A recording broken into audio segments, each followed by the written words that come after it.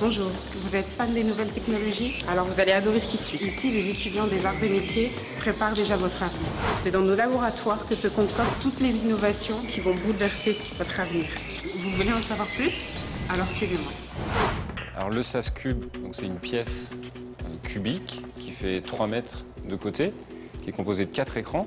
À l'aide de 4 ordinateurs, on va pouvoir projeter des images d'un monde virtuel pour permettre à un utilisateur de rentrer dans ce monde virtuel, à la différence d'un PC.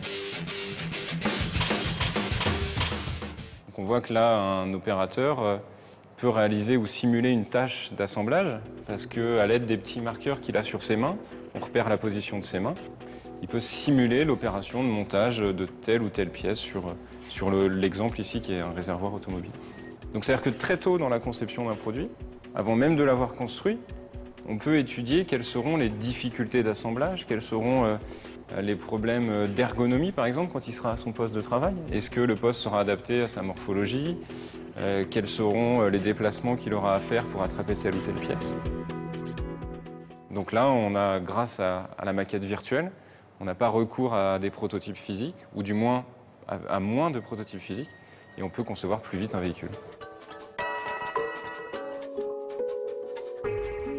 Cette application s'appelle Pit Stop Simulator. L'idée, c'était de pouvoir simuler une opération de démontage d'un pneu sur une Formule 1. L'utilisatrice tient dans sa main une poignée qui est reliée aux 4 angles inférieurs et supérieurs du système par des câbles. Et derrière ces câbles, il y a des moteurs, ce qui vont lui permettre, en fait, lorsqu'elle va appuyer sur la roue, d'être bloquée dans son mouvement.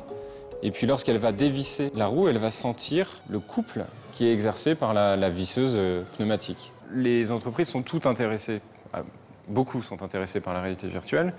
Après, de là à investir dans un équipement de cette ampleur, c'est autre chose. Des gros systèmes comme celui-là, il y en a vraiment 2 en activité, c'est celui-là. Et puis Marseille maintenant, qui est une université.